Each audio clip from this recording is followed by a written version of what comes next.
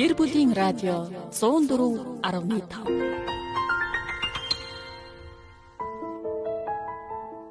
Эерэг, гэгээлэг, сайн, сайхан, боломж, эдгээр үгс тархинд юу бүтээдэг гэж үзэл бодлоо өөрчлөх хүчийг бүтээдэг.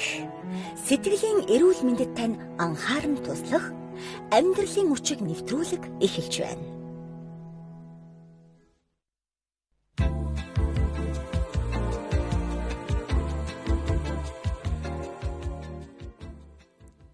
Өдрийн мэнд сонсогч танд лав гарагийн дугаар хүрэхэд бэлэн болсон байна. Яг одоо амьдралын хүчийг сэтгэл зүйн нэвтрүүлэг маань хүрэх гэж байна. Өнөөдөр бид хамтдаа зөвхөн сэтгэл хөдлөл, бидний нүдэн дээр ил гардаг тэдгээр зуршил, үйлдэлүүдийн тухай бус харин бидний нүдэнд харагддаггүй бидний дотор бие махбод дотор маань болдог тэдгээр зүйлсийн тухай ярилцгаар Better Mind нойргуудл сэтгэл заслын эмнэлгийн сэтгэл засалч эмч мандах эмчтэйгээ ярилцахад бэлэн болсон байна. Танд өдрийн мэнд хүргэе. Өдрийн мэнд. Хоёлаа баг зэрэг мик ойрт болох юм байна шүү. За дөнгөж сая хэлсэнчлэнгээр бидний бие махбод дотор яг ямар үйл явц явагддгийг те тарих гэж бид нэр сүүлийн үед их яриад байна. Тархины одоо тархинд бүх мэдээлэл боловсрогдоод бидний үг үйлдэл болж байгаа гэдэг. Тэгвэл хэрвээ магадгүй одоо зоос гэд үзэх юм бол зоосны нэг тал нь байхгүй өнгөгүй болчих юм бол тэр зоос хэрэглээнд орох боломжгүй болчих шүү дээ. Яг түүнтэй ижилхэн би ингээд төсөөлж ирсэн.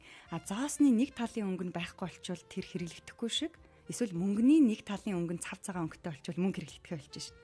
Яг түүнтэй ижилхэн сэтгэл зүй гэдэг маань бидний одоо гарч байгаа зан авир, зан үйл маань яг тэр дотор талд байгаа зүйл нь байхгүй бол одоо гарч ирэхгүй юм шиг тий. Ийм одоо уялдаа холбоотой. Энэ миний өөрийн маань л ингээд төсөөлөл. Тэгвэл таны бодлоор яг бие махбод болон бидний нүдэнд харагдаж байгаа сэтгэл зүй зан үйл маань яг ямар уялдаа холбоотой гэж танаар төсөөлөгддөг вэ танд? За ер нь бол дэх үеийн ойлголтоор бол одоо эрүүл хүн гэдэг бол бие махбодын хувьд л ямар нэг өвчин зовлон байхгүй бол эрүүл хүн гэж үздэг байсан. Харин сүүлийн үед бол Дэлхийн эрүүл мэндийн байгууллагаас гаргасан одоо эрүүл хүний тодорхойлолтоор энэ хүний биеийн эрүүл мэнд, сэтгэл зүйн эрүүл мэнд гэдэг маань тухайн хүний эрүүл хүн гэдгийг одоо 50% гэдэг одоо тодорхойлдог. 50% үүрэг оролцоотой зүйл юм байна л да. Тэгэхээр бие махбод, сэтгэл зүй гэдэг бол бие бинийгээ нөхцөлдүүлдэг, бие бинийгээ үүсгдэг салшгүй зүйлүүд байдаг. За сэтгэл гэхээр хүмүүс маань бол ихэвчлэн хийсвэр зүйлэл гэж боддог. Тийм сэтгэл гээл ботхоо болчвол болно. Тэгжэл бодохгүй бол болоо штэ гэж боддог. Гэвтэл энэ сэтгэл гэдэг зүйл маань бидний одоо илэг, зүрх, уушиг шиг яг нүдэнд харагдаад, шинжилгээгээр харагдаад байдаггүй ч гэсэн тархины маань эд эсийн бодисын солилцооны эрчмээр зохицуулагддаг маш нарийн төвхтэй, маш чимэглүүр үйл ажиллагаа байдаг. Яг ингээд ийм нүдэнд харагдахгүй болохоор хийсвэр гэж боддог боловч бодтойгоор бидний тархин дотор энэ сэтгэл хөдлөл гэдэг зүйл маань үүсч яадаг юм байна л да. За энэ сэтгэл хөдлөлийг сэтгэл зүйг ойлгохын тулд бол эхлээд тархины гэдэг зүйлээ ойлгол зүйтэй юм болов уу гэж бодож байна л да.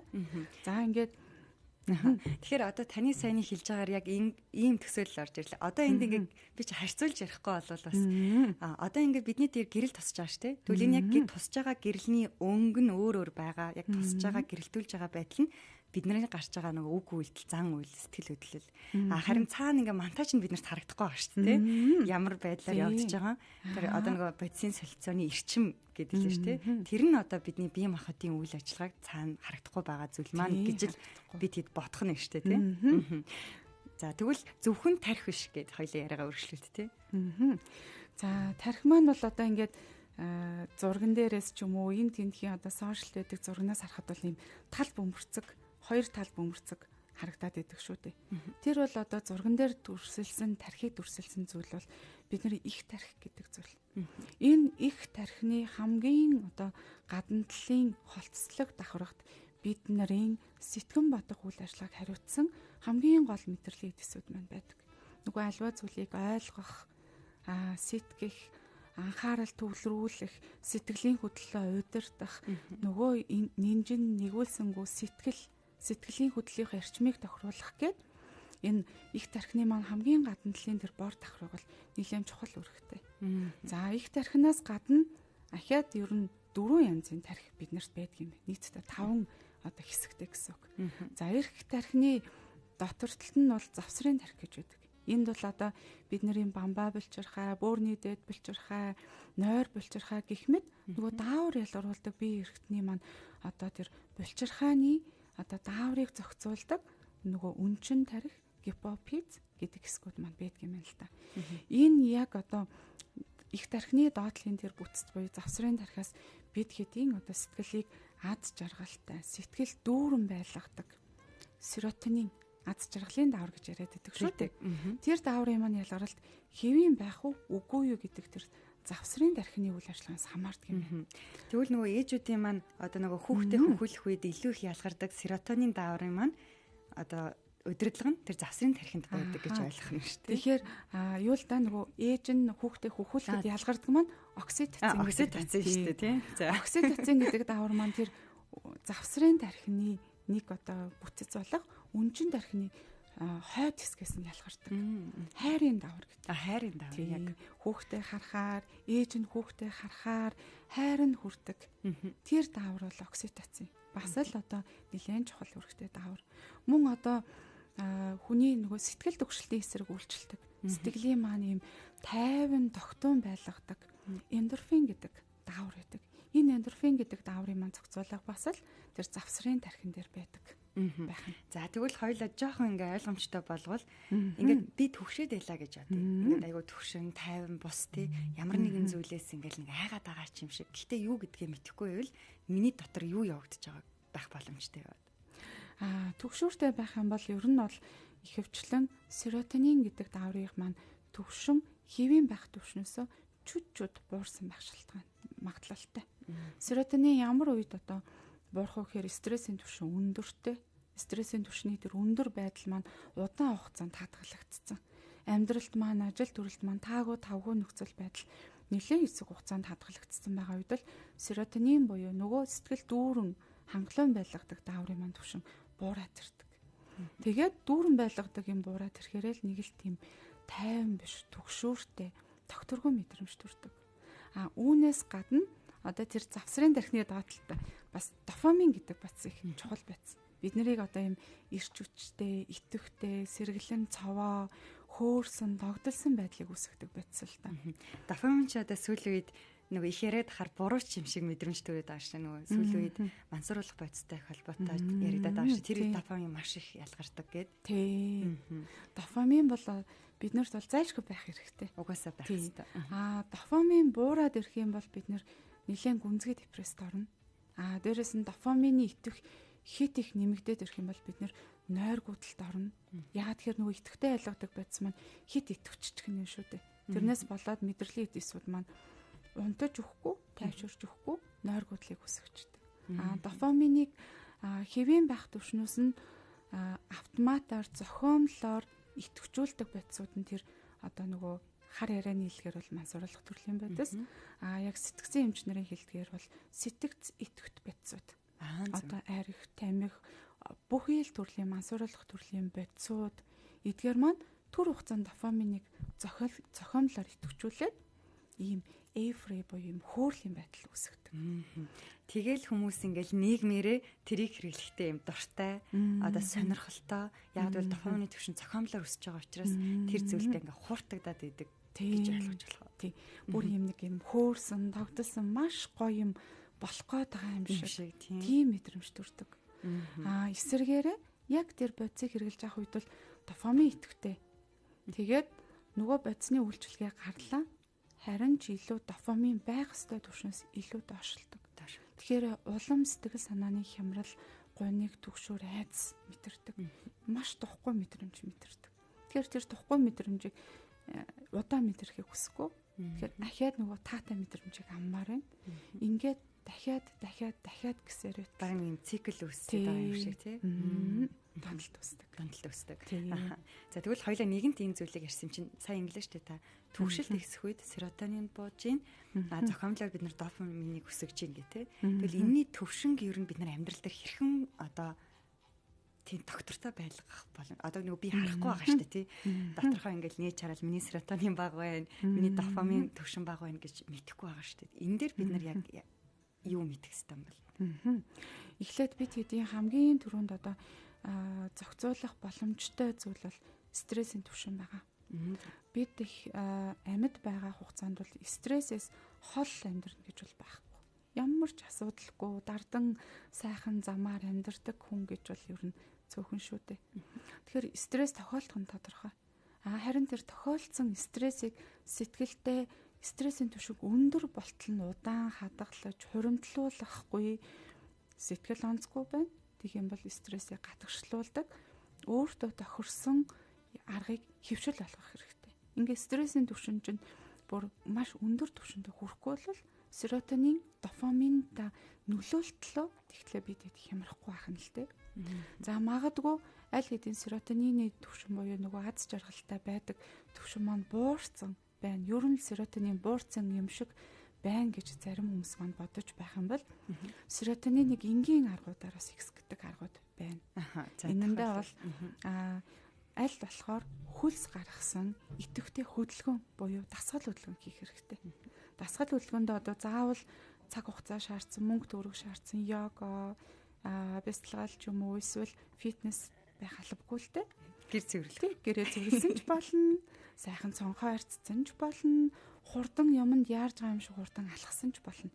Ямар нэг байдлаар бүхий л биеийн булчин шүрмсийг хөдөлгөсөн идэвхтэй хөдөлгөөн хийж хөлсөө гадагшлуулах юм бол серотонины түвшин аяанда өсдөг байна. Тэгэхээр хэдийгээр бид нар нөгөө мэрэгжлийн тодорхойлолт цаана болж байгаа нарийн зүйлийг олж харж чадахгүй байгаа ч гэсэн өөрийгөө нөгөө анзаараад мэдэрсэн хүмүүс гэж байдаг танд тодорхой хэмжээнд таньсан. Би бол одоо яг ингээд стресстэй ирэхээр би ямарсан 7 хоногийн 3 удаа заавал яг тогтмол одоо фитнесээр хичээлдэг ч юм уу. Тэрийгэ болол ирэхээр би угаасаа яг надаас ингээ хөдөлгөөн гарахгүй болохоор би хуучин шигэ байж чаддгүй ч гэдэг юм уу, стресс маань тайлагддаггүй ч гэдэг юм уу, тэр нэг эвгүй мэдрэмж маань арилддаггүй ч гэдэг юм уу. Тэгвэл цаад учир шалтгаан яг л таны сая тайлбарсан зүйлтэй бол холбоотой байх боломжтой юм биш үү те? Эсвэл шууд холбоотой юу? Тэг ер нь бол холбоотой. Хэдүүлээ юу яддаг л та стрессийн түвшин байгаа бол бид тийм энгийн одоо идэвхтэй, сонирхолтой хөдөлгөөн ч юм уу, найз нөхдөдтэйг уулзах ч юм уу ийм стресс тайлах аргуудаар серотониныг идэвхжүүлж гэж болно. Богино хугацаанд буурсан байгаа үед. Тэгтэл 6 сараас дээш хугацаагаар стрессийн түвшин өндөртэй явцсан.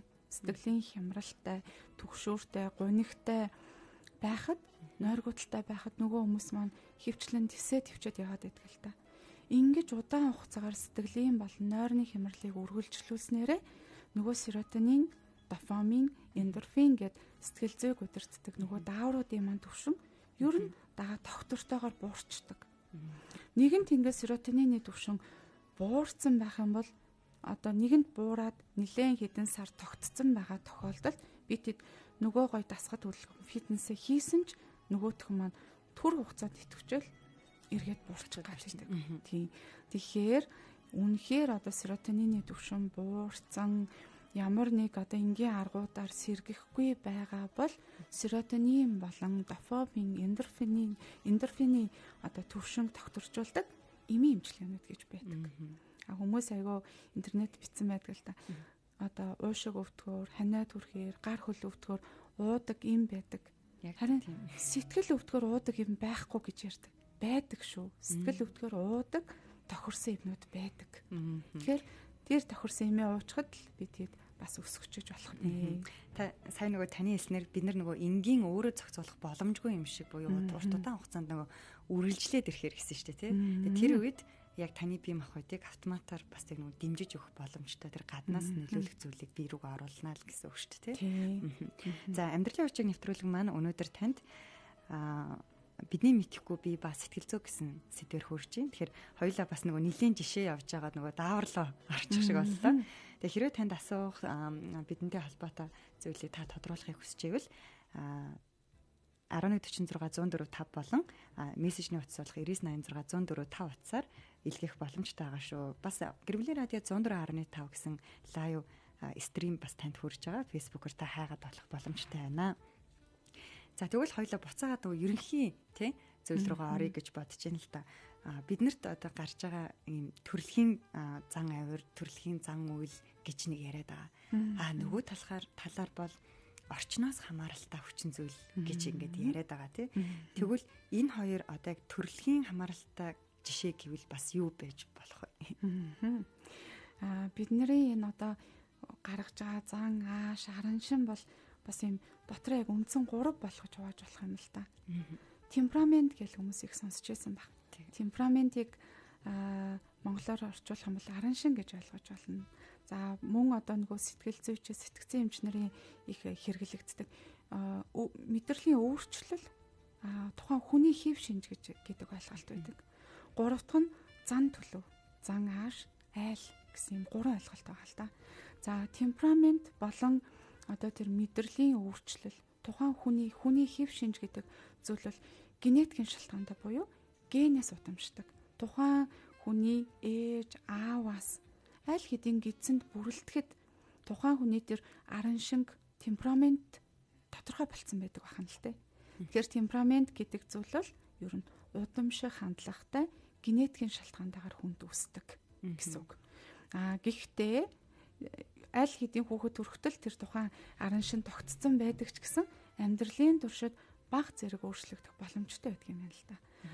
Харин 3 дахь нь бол нөгөө бид хэдийн ярьдаг зан төлөв, зан ааш гэдэг зүйл. Энэ бол генээс шалтгаалдаггүй, удамшлаас шалтгаалдаггүй, тухайн хүнийг өсгсөн аав ээжийн зан ааш, тухайн хүний одоо өссөн орчин, нийгэм зэрэг зүйлс маань тухайн тэр зан төлөвийг нийлээд төлөвшүүлдэг. Тухайн хүнд сургадаг, төлөвшүүлдэг, хүмүүжүүлдэг гэсэн үг. Тэгэхээр тэр зан төлөв бол одоо ямар ч байж төлөвшөж болох боломжтой. Харин тэр төрлөх байдал ер нь суур байдлаараа амьдралын туршид байнгын л хадгалагдаж явдаг. Ийм байдаг. Одоо жишээлх юм бол одоо яг ийм нэг эсээс төрсэн 2 ихэр хүүхэд байдаг шүү дээ. Яг нэг ээж аваас төрсөн. Яг адилхан царайтай, адилхан дуу хоолойтой, адилхан биеийн өндөрт, адилхан хүүхдүүд. Ингээ өөр нь одоо хүмүүс харахад бол ялахын аргагүй. Гэтэл зан ааш нь, зан төлөв нь тис өөр байдаг.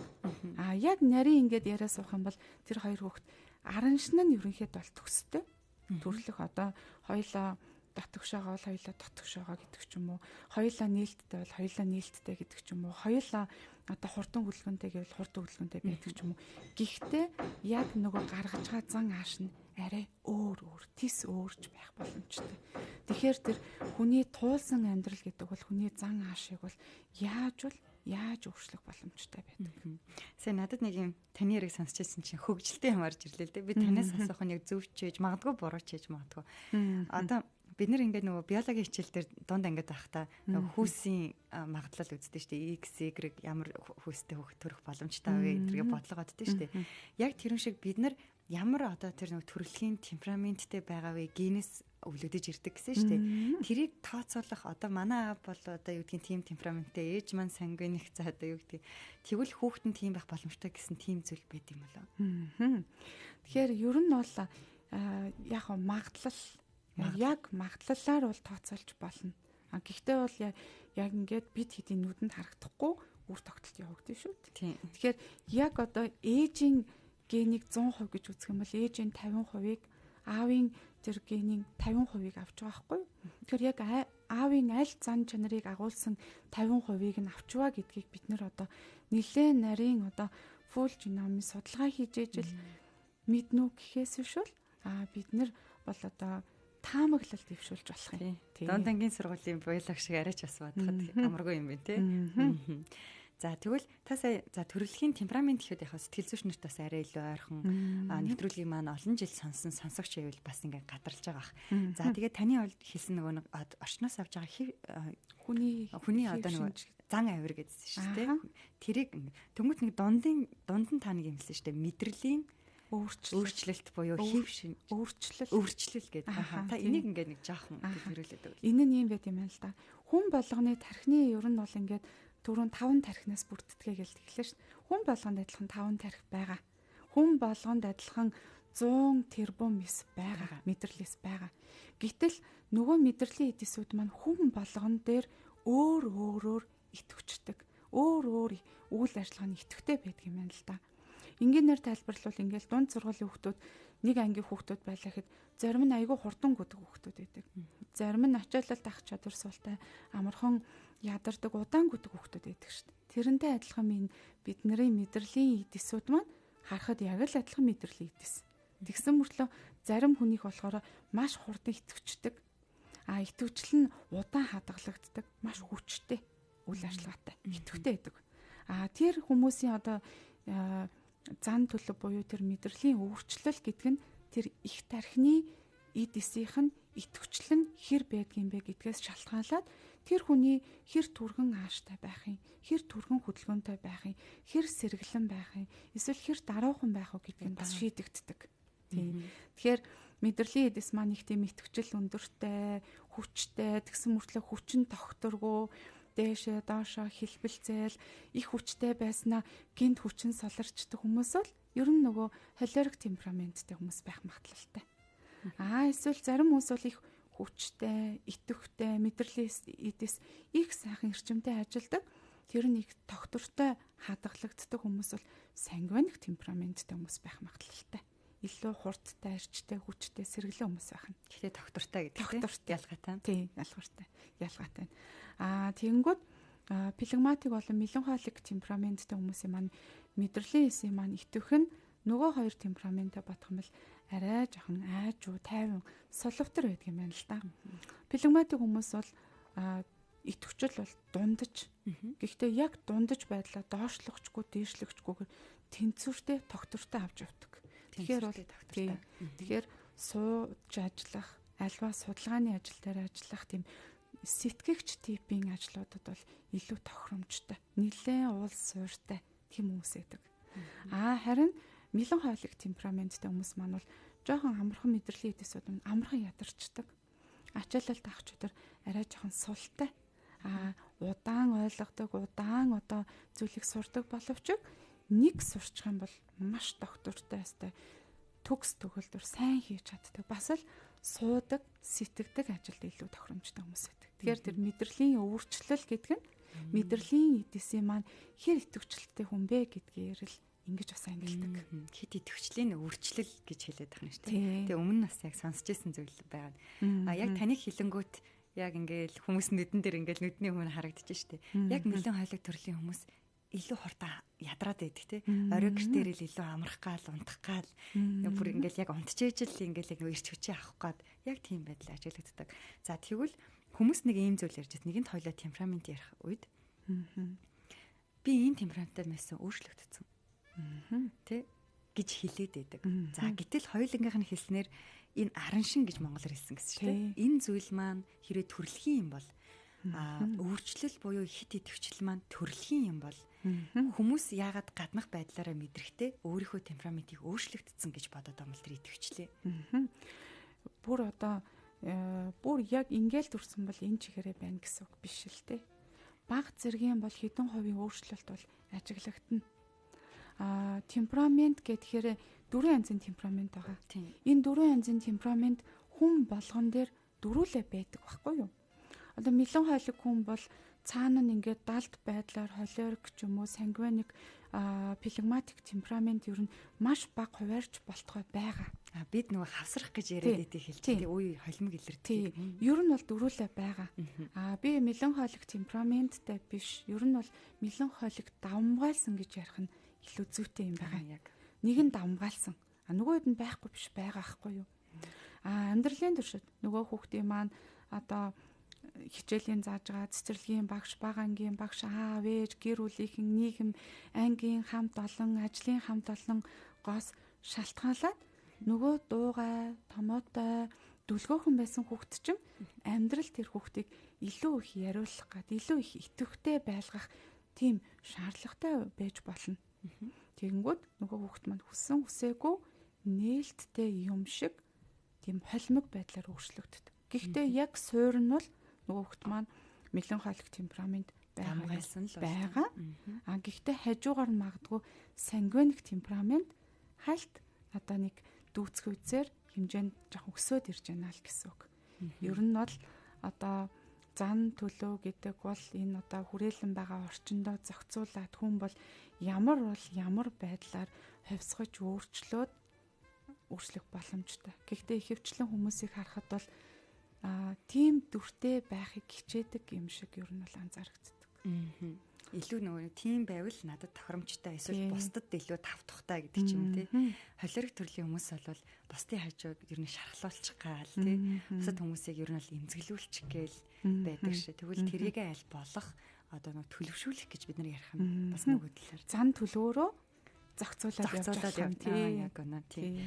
За төвшин төр гэдэг сонсогч маань Better Mind нойргуудл сэтгэл заслын эмнэлэг үнэхээр сайн эмнэлэг, эмч, сэтгэл засалч эмч мандах болон бусад бүх хүмүүст чин сэтгэлээсээ үйлчилдэг шүү. Баярлалаа гэсэн байна. За баярлалаа. Танд бас баярлалаа. Бидэнтэй хамт байгаад. Тэгээд сард бас нэг удаагийн дугаар маань Better Mind нойргуудл сэтгэл заслын эмнэлэг маань бас хамтран ажиллаж байгаад бид баяртай байгаа. Та түрүү нэвтрүүлэг эхлэх юм хоёлаа ярьж байсан шүү дээ. Яг хүмүүс бие организмаа илүү сайн ойлгодог, учир шалтгааныг нь мэддэг болчих юм бол энэ нь иргэдэд хэрэгтэй мэдээлэл юм аа гэд тэ. За тэгвэл яг энэ сэдвийн хүрээнд л бид өөрийнхөө цаана харагдахгүй байгаа бие организмыг ойлгочих гээд тэ оролдоод үзээд байгаа. Гэхдээ зарим хүмүүс үнэхээр одоо өөрийгөө анзаарчихсан байдаг үе тохиолдод бол маш их байгаа шүү дээ. За тэгвэл ямар ч л бидний зан үйл зан авир маань төрөлхийн болон олтмол за орчноосоо хамаарч өөрчлөгдөж байгаа гэд ингээд жишээнүүдийг хоёлаа сая дурдлаа л да. Тэгвэл орчны нөлөөлөөс энэ бий болж байгаа зан үйлийг дурдах юм бол жишээ нь юу байх боломжтой. Одоо ингээд тань дээр зөндөө хол өөрчлөлөгч нар ирж байгаа шүү дээ. Та тэрийг яаж ингээд ялгадаг юм болоо гэж асуучихвал яа тийм бол. Ер нь энэ ковидын цар тахлаас хойш үед бол ихэнх ирж байгаа хүмүүсийн маань ихэнх хувь нь бол сэтгэл түгшилттэй хүмүүсийг ирж байна. Ер нь стрессийн шалтгаантай сэтгэл түгшилттэй. Би одоо юмд хитрхи санаа зовоод байна, байнга тайван биш байна, зүрх маань дэлсээд байна, амьсгал давчтаад байна, нойргуудаад байна гэх мэт зовир хэлж байгаа. За ингээд зовироос нь гадна одоо сэтгэл зүйчт маанч дээр, сэтгцэмч маанч дээр бүтэн 1 цагаас 1 цаг 30 минут нэг хүндээ зориулдаг л та. Ингээд ярилцаад үзэхээр тухайн хүний маань төрлөх тэр зан төлөв бол ер нь бол санаа зовдоггүй зан төлөвтэй хүн байдаг. Психоастеник буюу невротик төрлийн зан төлөвтэй. Нээлттэй төрлийн зантай хүн биш байх нь шүү дээ. Тэр зан төлөв яагаад төлөвшөө?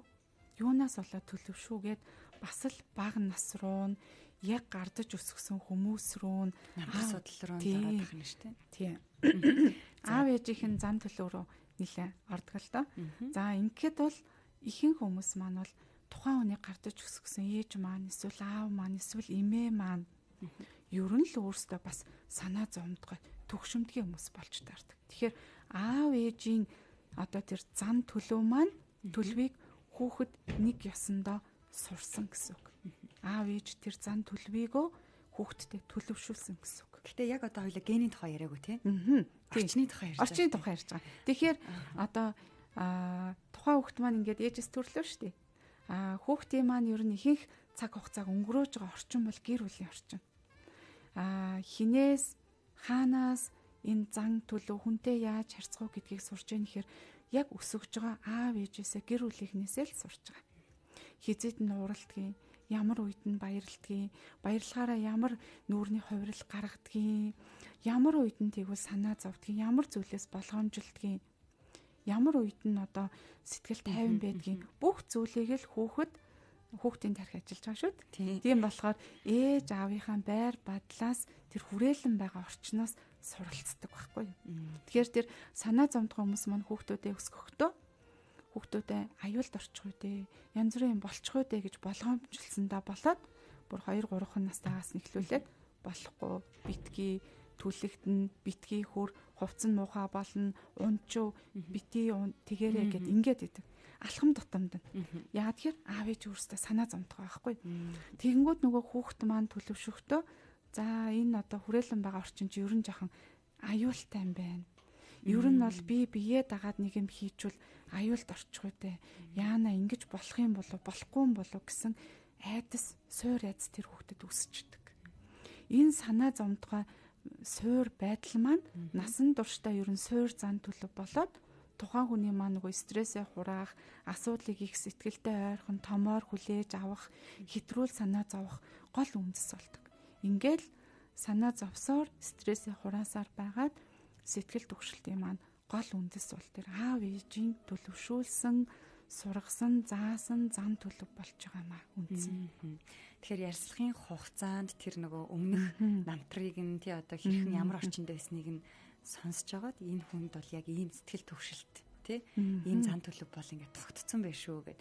Яг таныг тгээ хэлэнгүүт бас маш олон жишээнүүд ингээд орж ирж байна. Яг одоо жишээлбэл нэг өршөөлөгч маань хэлэхдээ ээж маань намайг ухаан орох гэдэг нь одоо 5 таа ч юм уу 7 таа тий юмыг илүү сайн ухамсарладаг болсон үед маань ингээд тийм 5 6 тэгээд тэр үед маань л ухаан ороход маань л ээж маань ингээд ямар нэгэн зүйлд үргэлжил ийм амар жижиг зүйлд байсан ч тэр их хүн дээр ингэж тусгаж хүлээж авдаг. Одоо ингэж жаахан асуудал ингэ гарахад л бүх зүйл ингэ болохоо олцсон юм шиг тий. Тэгээ ингэ анзаараад байсан чинь би яг тийм юм байна. Тэгэхээр энэ болохоор бас яг саяны шиг орчноос авж байгаа зан төлөв. Тийм албатай гэсэн үг байна шүү дээ. Тийм. Дараагийн бас их нийтлэг тохиолддог асуудал байдаг. Онц сурлагтны сэтгэл зүйн онцлог гэж нэршилтэй. Энэ нь одоо юу гэсэн үг вэ гэхээр аав ээж маань багш нар маань хүүхдүүдийг илүү сайн болгох гэж, илүү мундаг болгох гэж, мөрөөдөлд нь хүрэх гэж ер нь дүн дээр их анхаардаг, хичээл дээр их шахдаг шүү дээ. Онц авах хэвээр, сайн байх хэвээр, муу дүн авч болохгүй, тийм хүн болох хэвээр, ийм хүн болж болохгүй гэдэл маш их шахдаг.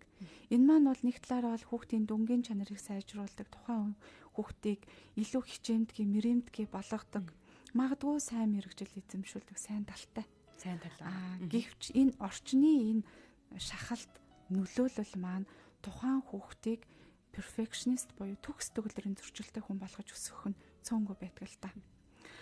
Дунд сургуульд, их сургуульд байхад бол хичээлэл хийгээд явж байх юм бол хангалттай дүнгээ аавна болоод идэг. Ханамжтай байдлаа мэдрээд идэг.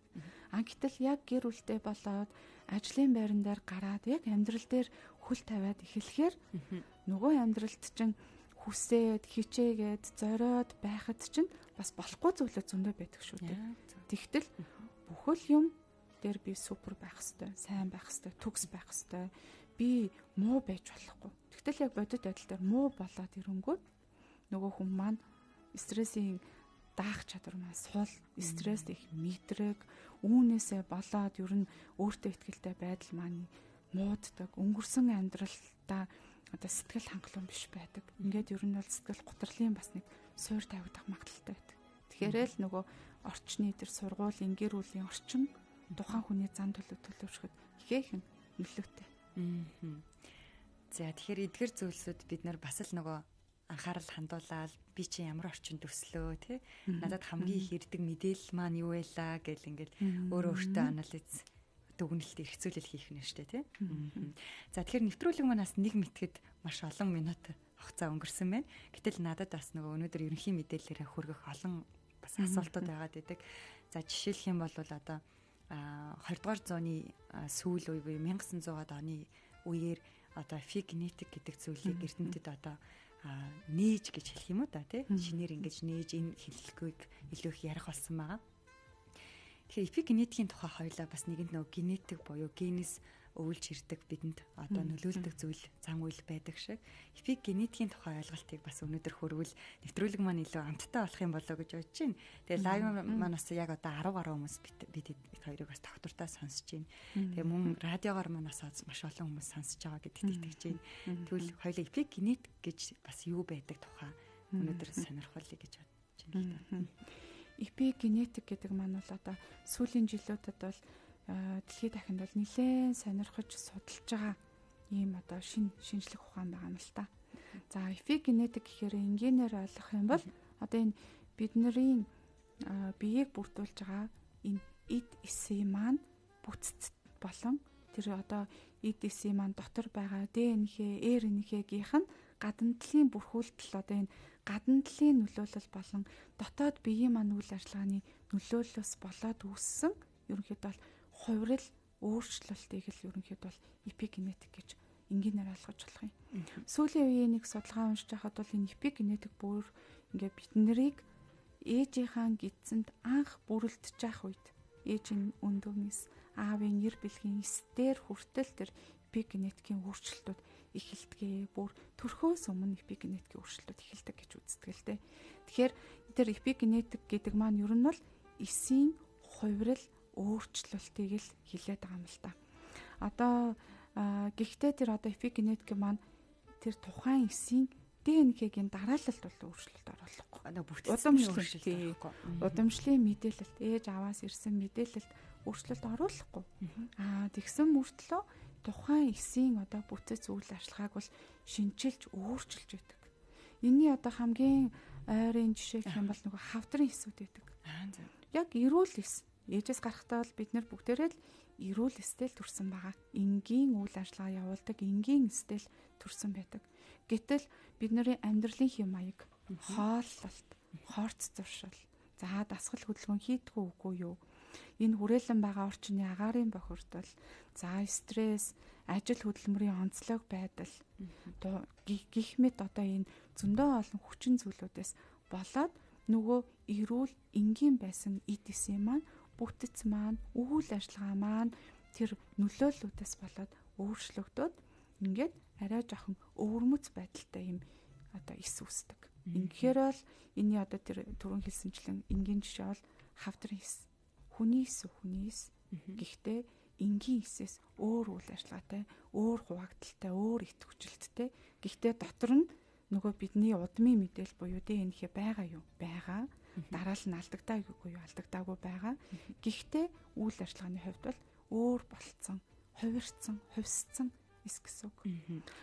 Нөгөө эпигенетик дээр нөгөө нэг ийм толгуур хоёр өгнө гэсэн чинь нөгөө асаж унтрах гэсэн хоёр үг нөгөө яг англиар нь хаахаар гарч ирсэн байхгүй turn off гэдэг. Тэгэнгүүт би ойлгохтой болохоор одоо сая бол та хавдрын эс төр тайлбарлаа шүү дээ тий. Одоо жишээлбэл миний өвөө архины одоо ингээд хамааралтай тий яг хамааралтай ш.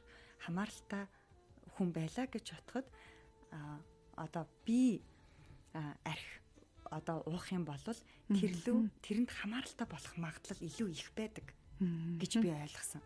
Гэхдээ би тэр зүйлийг хэрэглэхгүй бол миний эпигенетик асахгүй. Асахгүй. Би хэрэглэх юм бол тэр нь асах дохио өгдөг буюу тэрийг би одоо донтох магадлал одоо хамааралтай болох магадлал өндөр гэх юм уу. Нэг арин нэг өөрийнхөө сэтгэл бодол талаасаа нэг хайсан чинь нэг тиймэрхүү боловсролт гарч ирээд байсан. Ер нь бол яг ийм сүүлийн үед бол яалтчгүй донтолтыг бас генетиктэй их холбож байгаа л та. Ингээл адилхан л хүмүүс ингээд найз нөхдүүдээрээ ямар нэг одоо зэтгт байцыг буюу мансуурал төрлийн байцуудыг хэрглэж үзэхэд тэн дундаас 5 байлаа гэхэд 5-аас 1 нь илүү цаашаа үргэлжлүүлждэг, бус нь зүгээр сонирхоод орхичдаг юм байна тий. Энэ нь бол яалтчгүй гентэй холбоотой гэж сүүлийн үеийн судалгаануудаар гараад байгаа. Гэхдээ ген дээр болохоор одоо тэр нэг өвөөгийн тэр нэг хэрглэжсэн одоо тэр нэг алкогольны хэрэглээ байх нь шүү дээ. Маш их одоо алкогол хэрэглээд нөгөө нэг ирүүлсэн бие маань, эд эс маань гений хувьд өөрчлөгдөхгүй ч гэсэн бүтцийн үйл ажиллагааны хувьд жоохон өөрчлөлт орсон эд эс байх нь л дээ. Тэр маань магадгүй аавд одоо нөгөө нэг нуугдмал байдлаар хадгалагдсан. Аав дээр итгэвчээгүй. Тэгтэл тэр нуугдмал байдлаар байсан ген маань аавын хүүхд дээр доминант буюу хит ийм одоо нөгөө давмгайсан байдалтайгаар удамших юм бол бас тэр нэг удамших хандлагатай өвчнийг л одоо тэр эпигенетик ерөнхийдөө бол судалдаг гэж ойлгоход болно. Яг ингээд толгой дараалан удамших албатай биш. Бас биш. Удамших магадлалтай, удамших хандлагатай. Энэ дээр нөгөө харшилч гэсэн бас орж болох юм. Харшлын өвчин одоо ээж маань, аав маань харшилтай, ургамлын харшилтай. Тэгсэн чинь хүүхд маань бас тийм гараад ирлээ. Ээж нь одоо арсны харшилтай байсан чинь хүүхд нь бас диабетестэй гараад одоо төрлөө гэдэг ч юм уу. Энэ бол одоо нэг удамших хандлагатай, магадлалтай, эрсдэлтэй тийм одоо генийн одоо тийм дагвар зүйлэл одоо удамшиж ирнэ л гэсэн үг. Яг одоо таны хэлсэнчлэн итгэвчүүлээ гэвэл итгэвчүүлнэ, итгэвчүүлэхгүй гэвэл итгэвчүүлэхгүй байж болно. За тэгвэл эпигенетик гэдэг нэг юм зүйл яг донтолтой холбоотой илүү их нөгөө кейсүүд дээр би бас сүүлийн үед сонсоод байсан юм байна. За тэгвэл бас дахиад нэг өөр зүйл байна шүү дээ. Полигеник полигеник гэж унших юм уу тий? Монголоор орчуулбал энэ нь юу юм болоо? Энэ бас айгүй их гарч ирээд байсан нэр том яваад. Энэ бидний гаргаж байгаа үг үйлдэл зан авир, зан үйлдэл эсвэл ямар байдлаар холбогддог юм бэ? Полигенетик буюу поли гэдэг чинь болохоор олон гэсэн үг. Генетик гэдэг нь болохоор удам зүг гэсэн үг шүү дээ. Удамзын ерөнхийдөө бол удамзын тэр онцлог байдлыг агуулсан олон төрлийн одоо генийн бүрдэл гэж ингийн ойлгож болох юм. Одоо жишээлх юм бол одоо полигенетик гэхээр ааваас аавыг бүр ингээд өвдсөн юм шиг дуурайсан хүүхэд гардаг ч юм уу. Аавын зан, ааш, нүдний хэлбэр, дууны өнгө, хамрын хэлбэр гэл бүх зүйлийг дуурайсан. Тэгэхээр нэг ийм удамших генүүд ингээд бүхлээр нь нэг юм багцаар нь ерөнхийдөө л удамшиж гин гэж бол ойлгож болох юм. Полигеник гэхээр бас өөр нэг өвчин дээр бас тайлбарлаж болох юм л да. Олон генийн хамааралтай үүсдэг тийм генетикийн өвчнүүд байдаг. Зөвхөн ганцхан генийн өөрчлөлтөөс болж үүсээгүй. Олон генийн өөрчлөлтөөс болж үүсдэг өвчин байдаг. Энэ дээр жишээлх юм бол сэтгцийн өвчнүүдээс ярих юм бол шизофрен гэдэг өвчин байдаг. Солиорох эмгээр илэрдэг архаг сэтгцийн эмгэг байдаг. Энэ шизофрен бол бас сүүлийн үед бол генетиктэй холбоотой нэлээд судлагддаг болсон л да. Полигений шалтгаантай бас яг нэг генээс бол удамшааг магадгүй Дауны хам шинж гэл өвчин байдаг. Энэ бол яг нэг ген хормосон дээр л өөрчлөлт гарснаас болоод үүсэж байгаа. Гэвтэл тэр шизофрен гэдэг өвчин бол хориод кандидат генийн өөрчлөлтөөс болж нийл олон генийн өөрчлөлтөөс болоод үүссэн нэг өвчин баггүй. Яг эндээс л болоод энэ шизофрен үүсчлээ биш. Олон янзын эрсдэлтэй генүүд нийлээд нэг өвчнийг үүсгэж байгаа гэж бас ойлгож байна. Хүмүүс заримдаа бодохдоо ихэнх үедээ зүгээр ээж байгаад ч юм уу насан туршийн хойно энгийн байж байгаад сүүл үедээ шизофрени шинж тэмдэгтэй болцсон буюу монголчууд солиорох гэж бас хэлээд шүү дээ галзуурсан гэдэг. Энэ тийм боломжтой юу? Одоо ингээд танаас асуухаар генетикийн гээл ер нь бидний судлахаар тийм байдаг шүү. Гэтэл илэрх үе нь өөрөө хожуу байх боломжтой юу? Тийм, ер нь бол яг шизофрен ч юм бол солиорох шинжээс гадна бас ахиад 2 гол шинж байгаа. Нийтдээ 3 шинж илэрдэг байхгүй юу? Тийм. Тэр солиорлын шинж гэдэг нь нөгөө бидний ярьдаг хий юм хардаг, хий юм сонсдог, димэрлийн агуулгатай үнэн бодиттой биш юмнууд ярьдаг. Яг тэр солиорлын шинж нь 18-аас 21 нас буюу эдэр залуу насанд анхны тохиол нь гинт хурц солиорлын байдлаар илэрдэг. Тэрийгэл хүмүүс зүгээр л байсан чинь шизофрен гэдэг өвчнөр өвдчлөө гэж ярьдаг. Гэтэл нарийн тэр хүний амьдралыг судлаад асуугаад байхаар тухайн хүний маань ойрын төрлийн хэн нэгэнд шизофрен эмгэгтэй эсвэл шизофрени хүрээний эмгэгтэй аав маань ээж маань шизоид төрлийн зан төлөвтэй байдаг. Дээрэс нь тэр нэг өвөрмөц нэг шизофрен хүмүүстэй шизоид личнес төр нэг тод бага наснаас л их тод ажиглагддаг. Үеийнхэн хүүхдүүдтэй тоглох нь бага. Хит гоц ухаантай, хит онц сурдаг. Оюуны чадвар их өндөртэй хүмүүс үүдэг шизофрен нэр өвддөг хүмүүс маань. Тэгээд маш гоц. Ялангуяа математик төрлийн хичээлдээ маш сайн. Гэхдээ яг нөгөө IQ буюу амьдрах ухаан, ярианы чадвар, өөрийгөө илэрхийлэх чадвар дээр тийм ч сайн биш. Ганцаардмал, зоожиг, тэгсэн мөртлөө хичээлдээ маш сайн, юмыг их итгээд сэтгэдэг ийм хүмүүс. Нөгөө суур шинжүүд нь аль бага наснаас л байж л байдаг. Гэтэл хүмүүс бол тэрийг төдийлөн анзаардаг. Яг тэр хурцтмал байдалд орсон үед л энэ юу болоод байна гэж анзаардаг. Зөв. Гэтэ яг үнэндээ бол тэр хүний үеийн ихэнх үеийн амьдрал нь ч гэсэн тодорхой хэмжээгээр илэрсэн л байдаг. За нөгөө генетик ярьж байгаад хоёлоо шизофрен л орчлоо. За энэ бол маш мэдээж том сэдв тий. Энийг ярих юм бол хоёлаа дуусахгүй юм болно. Гэхдээ гол зүйл нь бол энэ генетикээс бас үүдэлтэй нөгөө олон талт байдлын ген гэсэн. Полигеник гэдэг нь тийм полигенетик гэдэг нь Олон генийн өөрчлөлтөөс үүссэн өвчин эмгэгийг хэлдэг.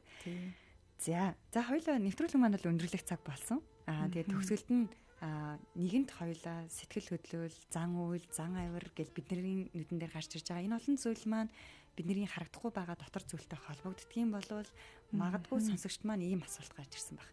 Тэгвэл би ямар үед би сэтгэл зүйчдээр очиод харагдах байдал те одоо толгомдсон асуудал дээр очиод ямар үед би бүр яг дотоод тэр нэг одоо нөгөө үнэхээр болохгүй серотоник өсгөх зүйл уудаг гэлт хэлж штэ ямар үед би яг ингээд яг сэтгэл засалч дээр очих хэвээр юм бэ гэдэг дээр хоёулаа нэг хариулт өгөөд нэвтрүүлгээ өндөрлөе гэж бодож байна.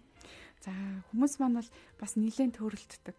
Сэтгэл зүйн эмчтэр ирсэн сэтгэл зүйчээ гэж яриад байдаг. Эсвэл бүр сэтгэл зүйч эмч гэсэн бас нэр томьёо гаргацсан байдаг. Тэгэхээр сэтгэл зүйч нар гэдэг маань яг тулгамдсан асуудалтай хүмүүс. Стрессийн түвшин их өндөртэй байгаа. Ажил дээр, амьдрал дээр таагүй тавгүй асуудал тохиолдоод тэрийг бие даагаад шийдэх боломжгүй байгаа. Бодоод бодын шир дөрөв гэдэг шиг бодоод шийдлийг нь олж чадахгүй байгаа. Хин нэгэн одоо мэрэгжлийн хүний тусламж хэрэгтэй болцсон байгаа. Гэхдээ тухайн хүнд бол бодиттой сэтгэл готрал үсээгүй, сэтгэл түгших өвчин үсээгүй, нойргодл үсээгүй. Зүгээр л стрессийн түвшин өндөртэй юмд эмзэг зочромдгой мэдрэмтгий ууртаа уцаартай болцсон. Гэр бүлийн болон ажил төрөл амьдрал ахуйн асуудалтай болцсон тулгамдсан асуудалтай хүмүүс маань сэтгэл зүйчдээр хандаад сэтгэлээ нээж сайхан ярилцаад тохирох зөвлөгөөгөө аваад ингээд өөртөөгөө ажиллаад цаашдаа явах боломжтой. Тэгтэл бодиттой нойргодл үүссэн, бодиттой мэдрэлийн архаг ядаргаа үүссэн, дээрээс нь сэтгэл готрол, сэтгэл түгшил гэдэг нөгөө өвчний түвшинд хүрсэн. Яаж ч өөрийгөө хичээгээд унтахгүй байгаа, яаж ч өөрхөн сэтгэлийг сэргийхэд сэрэхгүй байгаа. Ийм одоо өвчин эмгэгийн түвшинд хүрсэн хүмүүс маань бол сэтгцэн эмч буюу сэтгэл засалж эмчэд хандах хэрэгтэй. Энэ үед бол магадгүй эмчэд үзүүлсэн энгийн зөвлөгөөгөөр магадгүй энгийн одоо нойр докторжуулах аппаратны эмчилгээгээр ч юм уу те засах боломжтой үе дээр ирсэн байж болно. Магадгүй энгийн сэтгэл засах үйлдэлтэй, стресс эсрэг үйлдэлтэй эмийн эмчилгээгээр эмчлэх төвшин бүр цаашлах юм сэтгэл готрлын эсрэг эмээр эмчлэх төвшөнд ч ирсэн байх магадaltaй. Тэгэхээр өвчин эмгэг үүссэн юм уу? Өөрийнхөө бодлыг удирдах чадаад байгаа мó, чадахгүй байгаа мó тэрнээс шалтгаалаад тулгамдсан асуудалтай сэтгэл зүйчдэр өвчин эмгэг үүссэн бол эмчтэр хандах хэрэгтэй. За тэгэхээр сая ярьсан нөгөө нүдэнд харагдаж байгаа зүйл маань өөрөө тулгамдсан асуудал нь. Харагдахгүй байгаа зүйл маань өөрөө өвчин эмгэгийн төвшөнд очичих юм бол сэтгэл засалж эмчтэр буюу миний дотор яг ямар үйл явц болоод байна вэ? Юунаас хамааралтай байна вэ гэдгийг тогтоож иж өөртөө туслах боломжтой байх нь шүү дээ. За тэгээд асуулт мань араараас яг ундрах гал энэ өөрөөр хэлбэл нэг удаа би сэтгэл засалж эмчтэр очлоо гэдэг маань би маш хүнд гэсэн үг үү? Эсвэл нөгөө талаар миний бие организм маань маш хүнд байгаа гэсэн үг үү? Эсвэл би насан туршдаа одоо ийм асуудалтай байх юм уу гэдэг ч юм уу ийм нөгөө айдсууд тий эсвэл байдаг шүү тий. Энэ дэр хоёлаа маш тавч хариулаад тэгээд дуусгах тий. Хүмүүсийн маань ойлголтоор бол одоо сэтгцэн эмч гээл тэгэхээр одоо нөгөө солиоролтой хүмүүсийг л үздэг. Ер нь бол их л болохоо байсан үед очдог гэж боддог. Тэгтэл энэ хүний сэтгэл санааны хямралууд ч юм бол нийтдээ нэг онш тавигддаг 100-аад нэр төрлийн асуудлууд байгаа. Энэ дундаас ерөөсө 2хан бүлгэн л үндсэн одоо сэтгцийн өвчин шинжээр буюу солиорлын шинжээр илэрдэг. Бус нь бол стрессээс болоод энэ амьд хүрээлэн байгаа орчноос болоод сэтгэл маань хямарсан байдаг. Тэгэхээр гадаадчлаханаас болоод төр хугацаанд хямарсан байгаа тохиолдолд богинохоо хугацаанд тохирсон эмийн эмчилгээ болон сэтгэл заслын эмчилгээгээ хийлгүүлэл эргээл хэвийн амьдралдаа орно. Дахиж, давтаж, сэргдэг, сидэрдэг, архагшдаг тийм зүйл бол биш ээ. Яг зөв. За энийг сонсохдоо би бас таатай байна. Манай сонсогч нар маань ч гэсэн таатай байсан гэж бодож байна.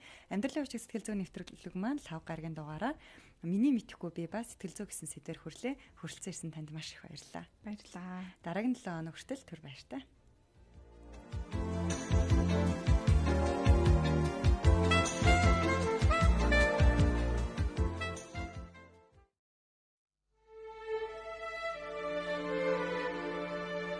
Ирээд буцах богинохон цаг хугацаанд хамгийн түрүүнд өөртөө таалагдж амьдр. Тэгж хожил өөрийгөө ч бусдыг ч хайрлаж чадна. Сэтгэл зүйн боловсрол олгох амьдралын хүчийг нэвтрүүлэг танд хүрэлээ.